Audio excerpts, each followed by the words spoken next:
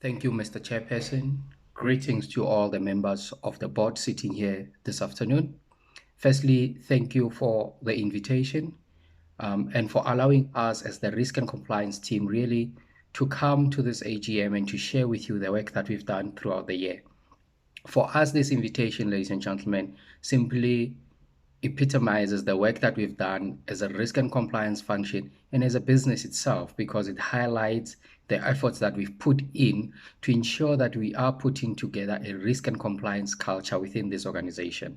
And having the opportunity to come here this afternoon to present to you around the work we've done as the risk and compliance team during the course of the year and how that has gone, and looking into the future around what is it that we can do as an organization as well to improve our risk management and to ensure that this culture that we want to inculcate in this organization fully happens and is fully functional.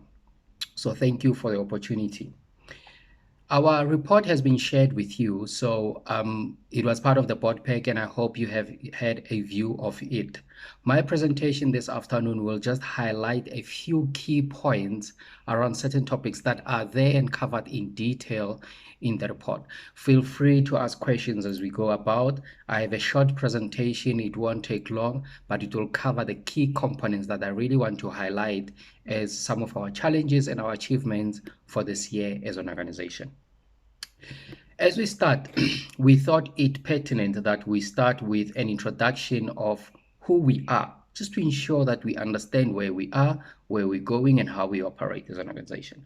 So at Fred's Supermarket, we understand that business risk is the positive variation in cash flow which the business is able to generate over time, and its pursuit of increasing the value of the business and thus maximizing the wealth of its customers. And ideally, that's what we want to do. Increase the value of the business, that maximizing the wealth of our owners.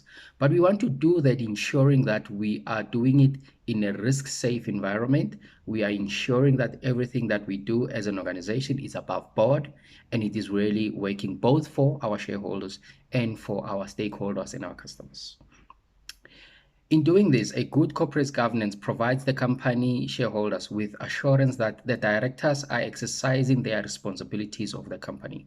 So as the board of directors, when we talk about good corporate governance, it surely speaks to that function of yours of ensuring that there is assurance and everything that is happening in the company is above board.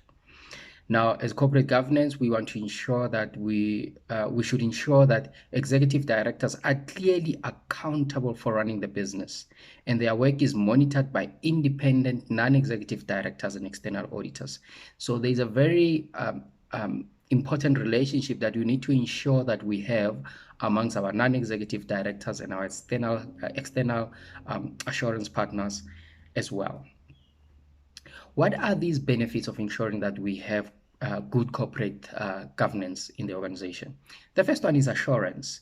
Assurance simply speaks to making sure that everything happens accordingly. There is accountability, and we do have internal and external parties that are making sure that everything happens according to plan. We need to ensure that there is control and direction. The board of governors sitting here today needs to ensure that they give that direction to the lower management, and that the company runs towards achieving its goals and its vision. We need to ensure that there are moral and ethical decisions, and everything that we do as well has moral and ethical decisions around it. And we need to manage our reputational risk, because reputation goes a long way.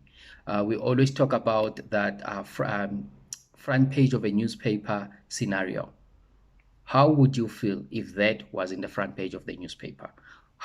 What will happen to your reputation as an organization? So those are the things that we really would benefit from when we ensure that we have proper corporate governance in place. It says here, effective corporate governance will ultimately reduce the risk profile of the company, resulting in a reduction in its share volatility and cost capital.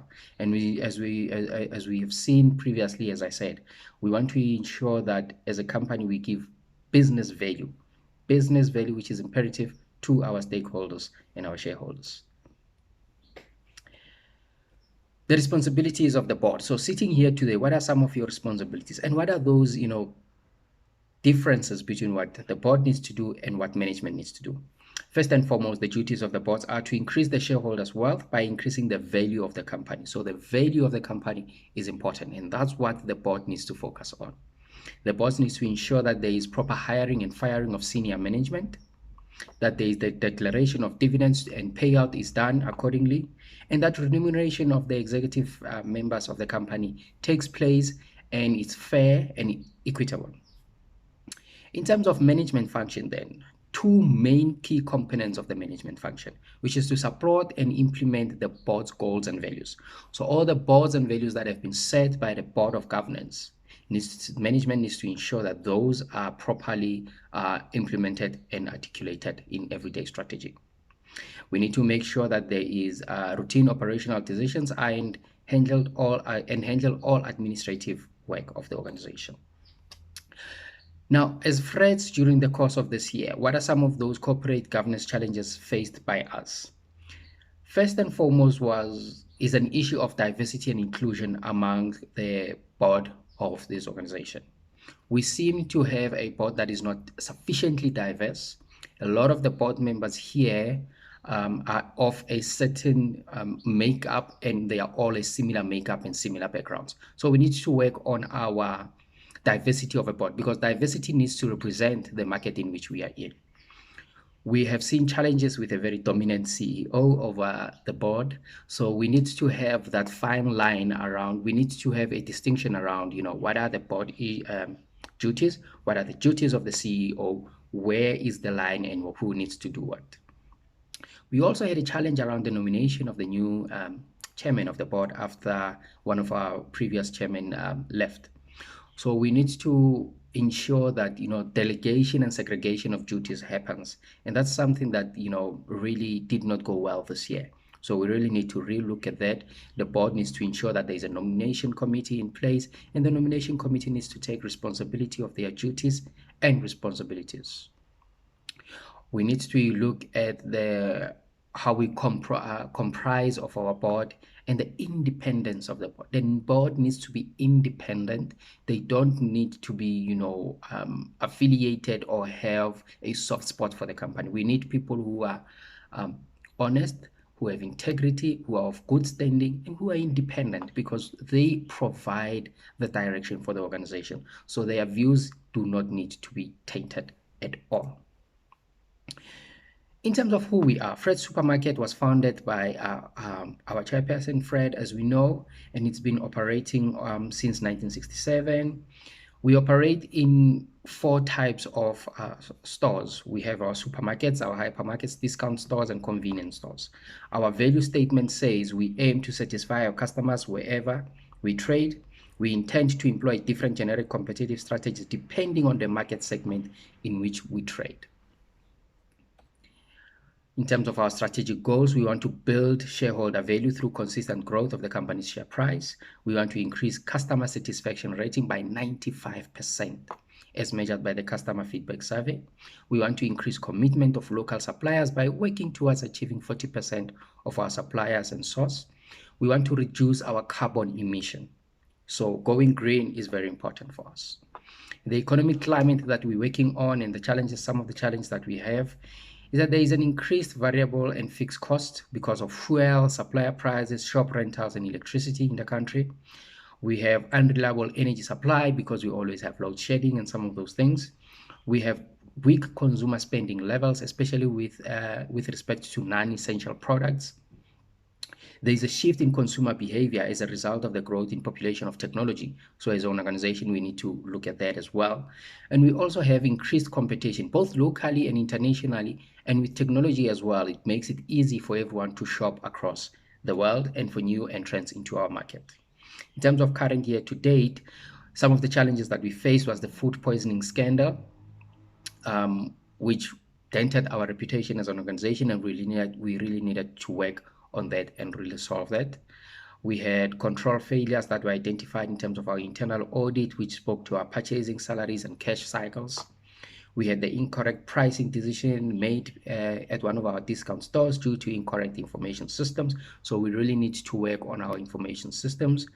We went live with Fred Online, which is our online shopping platform, which is a great initiative. We just need to work on our IT security in terms of those. We made a decision that we needed to invest in a new store in Namibia, which was a great initiative as well.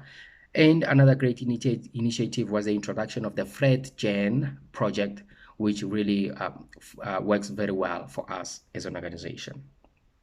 In terms of our risk categories, we have 30% of our risk, overall risk exposure is around financial risk. 40% of our of our overall risk exposure is also on operational risk. Then strategic risk and hazard risk. Strategic risk is around 20% of our overall risk exposure, and hazard risk 10%.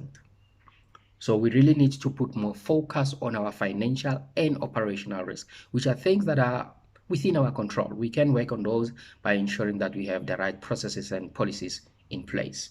In conclusion, ladies and gentlemen, our risk culture refers to a set of encouraged and acceptable behaviors.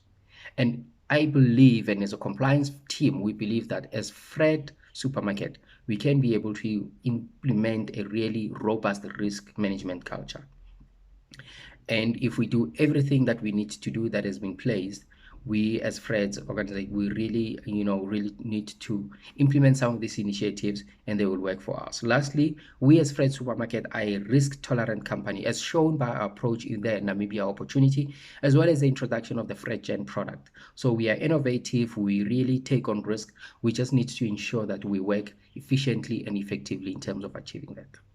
At this opportunity now, I'd like to take on any questions that might have come up. We will address those. If I don't have answers for those, I will ensure that as a compliance function as well, we do come back and work on those. We will also appreciate all your areas of improvement. Let us know what is it that we need to work on so that we ensure that as Fred, we continue to give business value to our stakeholders. Thank you, Mr. Chairperson.